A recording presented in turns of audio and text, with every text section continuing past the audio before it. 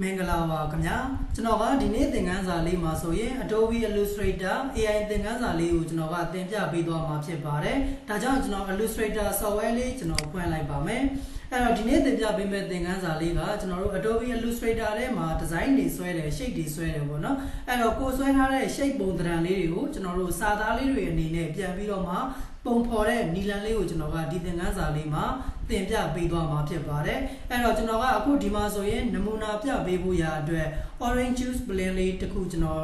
်ဒီဖွင့်ထားတယ်ပေါ့နော်အဲ့တော့ဒီက orange juice blend လေးကိုကျွန်တော်တို့သူ့ရဲ့ blend ပုံစံလေးအတိုင်းကျွန်တော်တို့ shape ပုံသဏ္ဍာန်လေးတွေဖန်တီးပြီးတော့မှကျွန်တော်တို့စာသားပုံလေးအနေနဲ့ကျွန်တော်တို့ပြောင်းလဲပြီးတော့မှဖန်တီးတဲ့နီလန်လေးကိုကျွန်တော်ကသင်ပြပေးသွားမှာဖြစ်ပါတယ်ဒါကြောင့်အခုဒီမှာဆိုရင်ကျွန်တော်တို့ orange juice blend လေးရှိတယ်အဲ့တော့အဲ့ဒီရဲ့ orange juice blend လေးကိုကျွန်တော်တို့ကိုလိုအပ်ရာကျွန်တော်တို့ဒီရဲ့ orange juice blend လေးကြီးပဲတိတန့်လေးရအောင်ကျွန်တော်တို့ shape အနေနဲ့အရင်ဆုံးဆွဲပေးဖို့လိုပါတယ်အဲ့တော့ shape အနေနဲ့ဆွဲပေးဖို့ရာအတွက်ကျွန်တော်တို့2ဘောက်ကနေပြီးတော့ပန်တူးလေးကိုကျွန်တော်တို့အသုံးပြုပါမယ်အဲ့တော့ပန်တူးကို keyboard shortcut နဲ့အလွယ်တကူ PO နှိပ်ပြီးတော့ခေါ်လို့ရပါတယ်အဲ့တော့ PO နှိပ်လိုက်တာနဲ့ကျွန်တော်တို့ဒီမှာပန်တူးလေးရလာတယ်ပေါ့နော်အဲ့တော့ပန်တူးရလာပြီဆိုရင်ကျွန်တော်တို့ကဒီရဲ့ blend မှာကိုဆွဲကျင်တဲ့အနေအထား shape ပုံသဏ္ဍာန်လေးတွေကျွန်တော်တို့ဆွဲပေးရမှာဖြစ်တယ်ဒါကြောင့်ကျွန်တော်ဒီမှာပန်တူးလေးကိုယူပြီးတော့မှကျွန်တော်တို့ကိုဆွဲကျင်တဲ့နေရာလေးကနေပြီးတော့စပြီးတော့ကျွန်တော်တို့ shape ပုံသဏ္ဍာန်လေးအနေနဲ့ကျွန်တော်တို့ဆွဲပေးမှာဖြစ်ပါတယ်အဲ့တော့အခုဒီမှာဆိုရင်ကျွန်တော်တို့ shape လေးတွေဆွဲလိုက်မယ်ပေါ့နော်အဲ့တော့အခုဒီမှာကျွန်တော်တို့ shape ဆွဲလိုက်တဲ့အခါမှာသူကအဖြူရောင်ကြီးတန်းပြီးတော့မှကျွန်တော်တို့ဝင်လာတာကိုတွေ့ရတယ်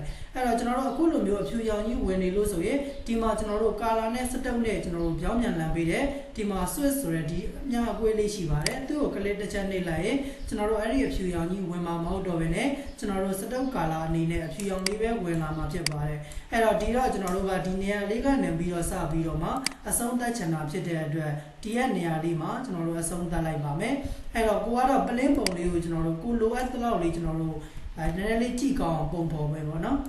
်အဲ့တော့အခုဒီမှာကျွန်တော်ဒီလိုမျိုးပုံစံလေးဆွဲလိုက်ပါမယ်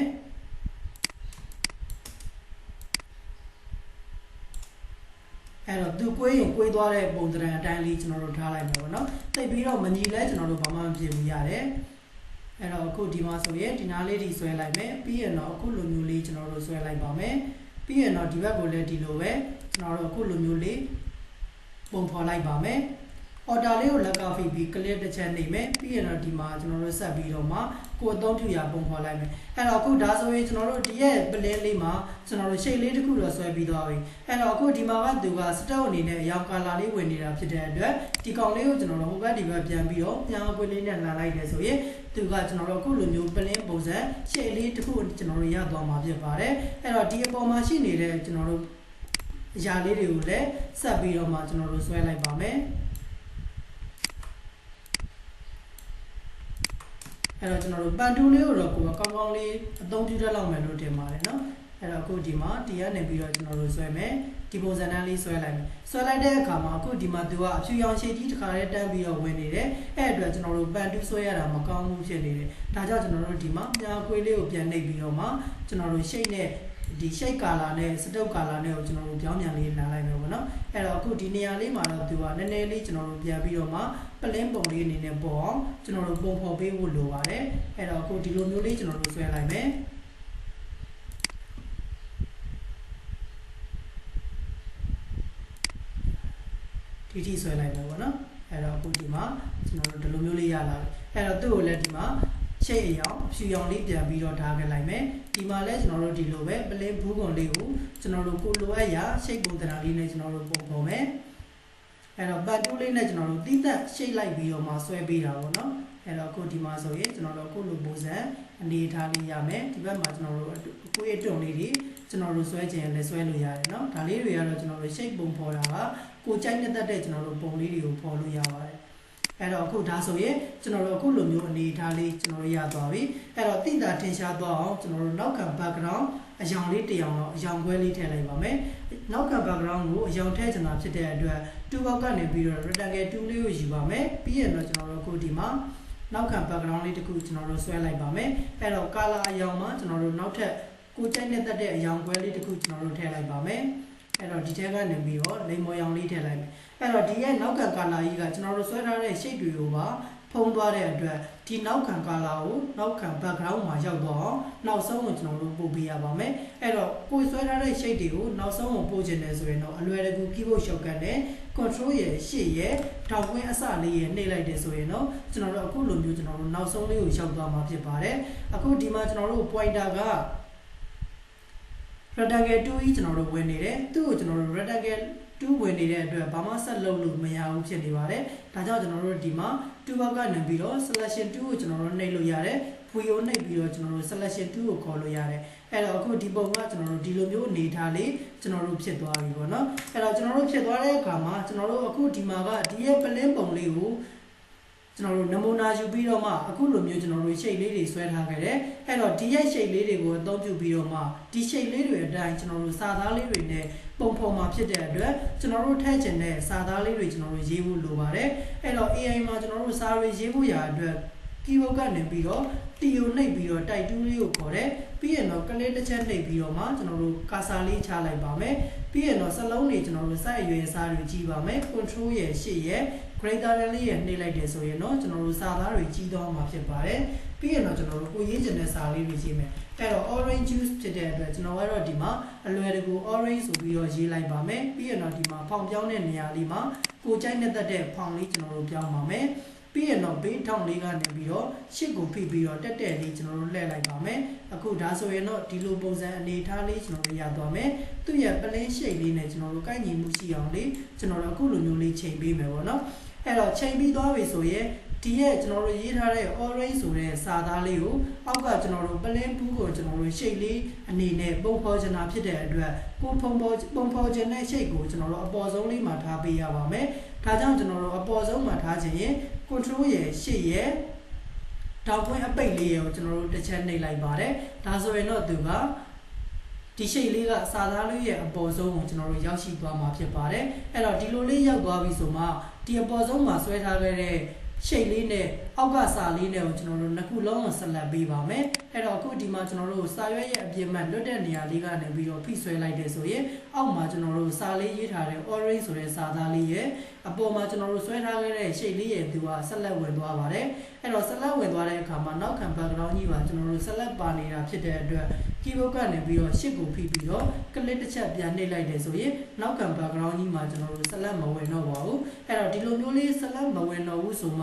ှဒီနှစ်ခုကိုကျွန်တော်တို့ဆက်လက်ပေးထားတယ်သူ့ကိုကျွန်တော်တို့စာသားအဖြစ်ပုံဖော်ဖို့ရာအတွက် effect လေးတစ်ခုထည့်ပေးရပါတယ်အဲ့ဒါလေးကကျွန်တော်တို့ object menu တွေကိုသွားပေးရတယ်ပြီးရင်တော့ upload desktop ဆိုတဲ့ထဲကိုဝင်ပြီးတော့မှ make with object ဆိုတာလေးကိုကျွန်တော်တို့နှိပ်ပေးလို့ရတယ်ဒီလိုမှမနှိပ်ချင်ဘူး keyboard shortcut နဲ့အသုံးပြုချင်တယ်ဆိုရင်တော့ order control C ကိုကျွန်တော်တို့တွဲပြီးတော့နှိပ်လို့ရပါတယ်အခုဒီမှာတော့ကျွန်တော်က object menu တွေကနေပြီးတော့ upload desktop တွေကနေပြီးတော့မှ make with object ဆိုတာလေးကိုကျွန်တော်နှိပ်ကြည့်လိုက်ပါမယ်နှိပ်လိုက်တာနဲ့တပြိုင်တည်းကျွန်တော်တို့အစောနာကဆွဲထားခဲ့တဲ့ shape ပုံသဏ္ဍာန်လေးမှာကျွန်တော်တို့အောက်ကစာသားလေးကသူ့အနေနဲ့ကျွန်တော်တို့ပုံဖော်ပေးသွားတာကိုကျွန်တော်တို့တွေ့ရမှာဖြစ်ပါတယ်အဲ့တော့ဒီကောင်လေးကကျွန်တော်တို့အရန်ကိုသုံးဝင်ပါတယ်เนาะတကယ်လို့ကိုက logo တွေဖန်တီးတယ်ထားပါတော့ကျွန်တော်တို့ cast တွေကလုပ်ငန်း logo တွေမှာဆိုကျွန်တော်တို့တော်တော်လေးအသုံးများတယ်เนาะအဲ့တော့ကျွန်တော်တို့ကားပုံလေးကိုအရင်ဆုံးကားပုံသဏ္ဍာန်ကျွန်တော်တို့ shape လေးလိုက်ပြီးတော့ဆွဲလိုက်တယ် shape ဆွဲပြီးသွားပြီဆိုရင်တော့ကျွန်တော်တို့ CAR ကားလို့စလုံးရေးပြီးတော့မှအဲ့ဒီကား shape လေးကိုကျွန်တော်တို့ CAR ကားစလုံးလေးနဲ့ကျွန်တော်တို့အစားထိုးပြီးတော့မှ logo လေးတစ်ခုဖြစ်အောင်ကျွန်တော်တို့ပုံဖော်တဲ့နီလန်းတွေကလည်းကျွန်တော်တို့အခုလိုမျိုးနီလန်းအတိုင်းကျွန်တော်တို့လိုက်ပြီးတော့မှပုံဖော်တာပါเนาะအဲ့တော့အခုဒီမှာဆိုရင်ကျွန်တော်တို့orange ဆိုတဲ့စာသားလေးကကျွန်တော်တို့ဆွဲထားခဲ့တဲ့ plane shape လေးမှာသူကဝင်သွားတယ်အဲ့တော့ဒါလေးတွေကိုမကြိုက်သေးဘူးပြန်ပြီးတော့ပြင်ချင်တယ်ဆိုရင်လည်းပြင်လို့ရတယ်အဲ့တော့ပြင်ချင်တဲ့အခါမှာကျွန်တော်တို့ဒီမှာ2ဘောက်မှာကျွန်တော်တို့ direct selection 2ဆိုတာလေးရှိတယ်အဲ့တော့ဒီကောင်လေးကိုခေါ်မယ် keyboard ကနေ A ကိုနှိပ်ပြီးတော့သူ့ကိုလွယ်တကူခေါ်လို့လည်းရတယ်သူ့ကိုတစ်ချက်နှိပ်ပြီးတော့ဒီမှာကျွန်တော်တို့သူနဲ့သက်ဆိုင်တဲ့ pointer အမှတ်လေးတွေမှာ click ထောက်ပြီးတော့မှကျွန်တော်တို့ဒီမှာပြင်ချင်တဲ့နေရာလေးတွေကိုကျွန်တော်တို့လိုက်ပြီးတော့မှပြင်လို့ရတယ်အဲ့တော့ကိုယ်စိတ်တိုင်းကျပြန်ပြီးတော့မှပုံဖော်လို့ရတဲ့သဘောလေးပေါ့နော်အခုဒါဆိုရင်ကျွန်တော်တို့ဒီ shape လေးရသွားပြီထားလိုက်ပါတော့နော်အဲ့တော့နောက်ထပ်ဒီရဲ့ shape လေးမှာလည်းကျွန်တော်တို့နောက်ထပ်မတူညီတဲ့စာသားလေးတစ်ခုနဲ့ထပ်ပြီးတော့မှပုံဖော်ကြည့်မယ်ဒါကြောင့်စာရေးဖို့ရာအတွက်တီကိုနှိပ်ပြီးတော့ကာစာလေးချတယ်ဒီတစ်ခါတော့ကျွန်တော်က JUIC juice ဆိုပြီးတော့ရေးလိုက်တယ်ပြီးရင်တော့ဒီမှာ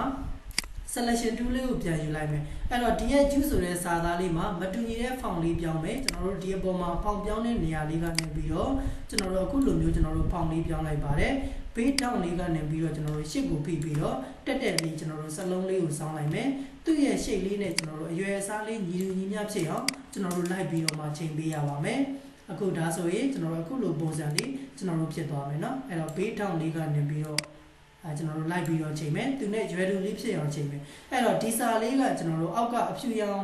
ပလင်းရှိတ်လေးရဲ့အပေါ်ရောက်နေတာဖြစ်တဲ့အတွက်ကျွန်တော်တို့ upload တစ်စောင်းမှာကျွန်တော်တို့ effect ထည့်လို့ရမှာမဟုတ်ဘူးဒါကြောင့်ကျွန်တော်တို့ကိုသတ်မှတ်ခြင်းနဲ့ကိုပုံဖော်ခြင်းနဲ့ရှိတ်လေးကိုအပေါ်ဆုံးကနေပြီးတော့တင်ပေးရမှာဖြစ်တဲ့အတွက်ဒီရဲ့ရှိတ်လေးကိုဆက်လက်ပေးတယ် control ရဲ့ရှေ့ရဲ့တောင်ပွင့်အပိတ်လေးရဲ့ကိုနှိပ်လိုက်တယ်ဆိုရင်เนาะကျွန်တော်တို့အခုလိုမျိုးကျွန်တော်တို့အပေါ်ဆုံးကိုရောက်သွားမယ်တကယ်လို့ကိုက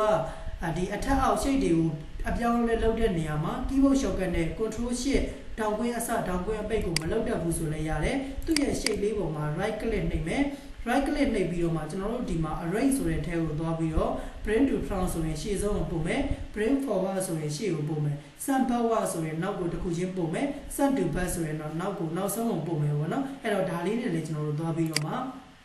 ပြုလုပ်လို့ရမှာဖြစ်ပါတယ်အဲ့တော့အခုဒီမှာသူတို့နှစ်ခုလုံးဆက်လက်ပြန်ပေးဖို့အတွက်စာရွက်ရဲ့ကျွန်တော်တို့အပြင်ဘက်ကနေပြီးတော့ဆွဲပြီးတော့မှဆက်လက်လေးပေးလိုက်တယ်နောက်က background လေးမော်ရောင်ရှေ့ကြီးကိုပါဆက်လက်ဝင်နေတာဖြစ်တဲ့အတွက်ကျွန်တော်တို့ရှစ်ကိုဖိပြီးတော့နောက်က background မှာကလစ်တစ်ချက်ပြန်ပြီးတော့နှိပ်လိုက်ပါတယ်နှိပ်လိုက်လို့ဆိုရင်ကျွန်တော်တို့ဒီမှာသူနဲ့သက်ဆိုင်တဲ့ရှေ့လေးတွေပဲဆက်လက်ဝင်နေတယ်အဲ့တော့ဒီလိုမျိုးလေးဆက်လက်ဝင်သွားပြီဆိုမှ object menu တွေကနေပြီးတော့ upload result ဆိုတဲ့နေရာမှာ make with object ဆိုတာလေးကိုကျွန်တော်တို့နှိပ်လိုက်တယ်ဆိုရင်ကျွန်တော်တို့အခုလိုမျိုး juice ဆိုတဲ့စာသားလေးက